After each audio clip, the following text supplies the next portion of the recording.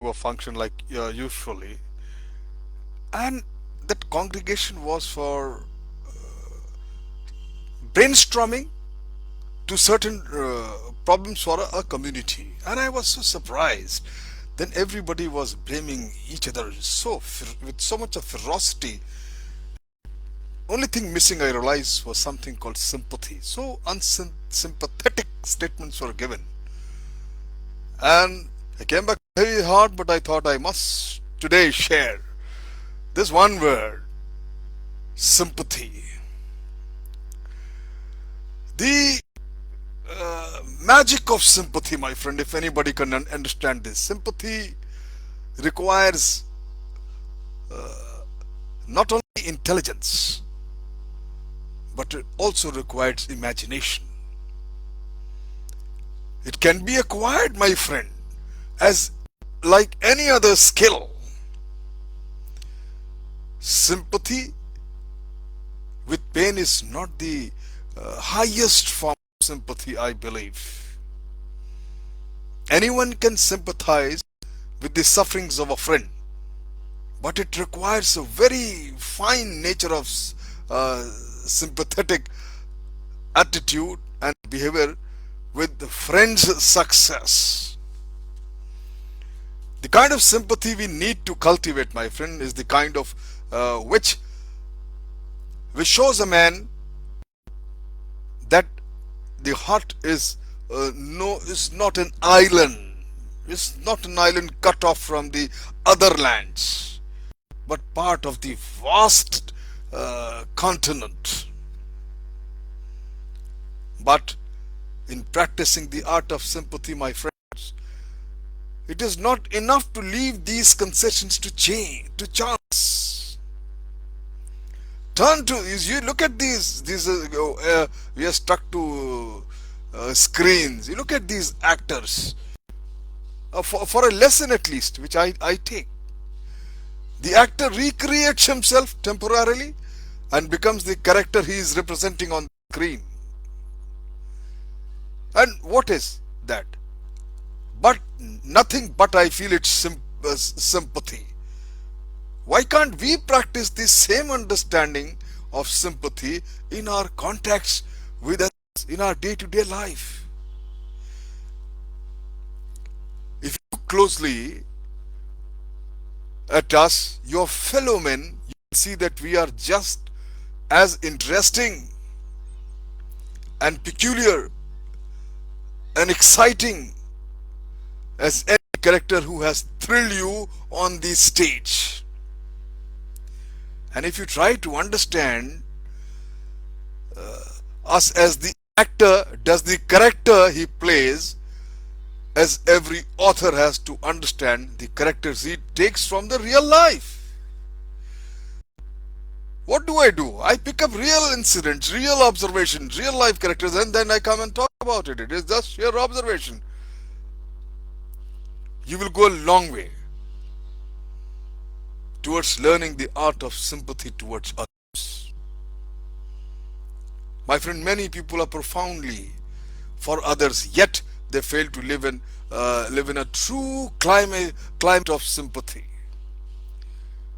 In their distress, they may seem even brutal.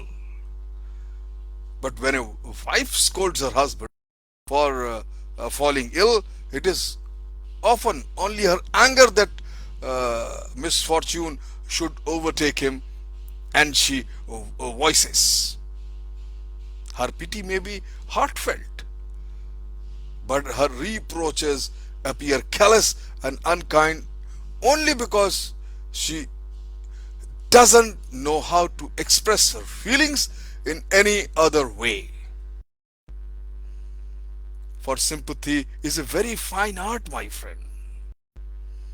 It cannot be practiced with mere words and mere gestures. No. I've read somewhere such a beautiful thing. It is of one school where sympathy is taught. In the course of a term, every child has one blind day, one lame day, and one deaf day. and one day when he cannot speak. The night before the blind day, his eyes are bandaged. He awakes blind. He needs help, and other children lead him about. Through the method, he gets a grasp on what it is really like to be a blind, my friend. He learns what is really like to be lame. He learns what is really like to be dumb or deaf. Through these methods, he gets a grasp on real life. And those who help, having been blind, dumb, lame, themselves are able to guide and direct the students with understanding. This method impressed me a lot, because this method accomplishes with all of us what all of us need: daily training in how we can establish a sense of fellowship with others.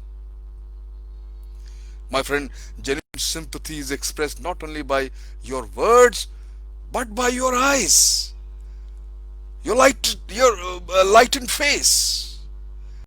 You have to show that you really care. You must give not a cool silver of yourself, but all. You see, it's very important if you understand this beautiful thing which is called sympathy. We need sympathy, my friend, often in our common problems of the home. In the discipline of children, for example, I would say that it's absurd to hold adult adult standards, you see, for children's conduct. We strive to make them come up to our point of view. It isn't merely what we forget our own children, we forget theirs as well. Likewise, we need the climate of sympathy in our day-to-day contact with our business associates, official associates, contemporary colleagues, subordinates, seniors, and all, of course, the casual acquaintances. We remain strange, we remain aloof to those with whom we work. How sad. My friend, the art of sympathy enriches and benefits the life of the person who bestows it quite as much as it does to the person who receives it. Sympathy pays in happiness,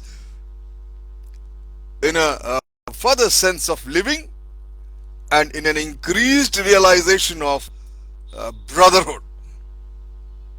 My friend, it is only by this spirited process upwards, I would call it spiritual process upwards, even sharing, ever learning, that we can hope to learn what life really means.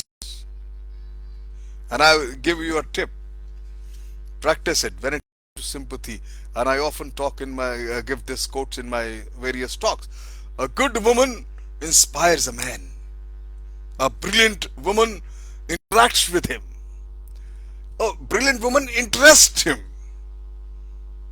A beautiful woman fascinates him. And a sympathetic woman gets him. My friend, be sympathetic. Learn this skill of sympathy, and your whole life will change. Thank you very much.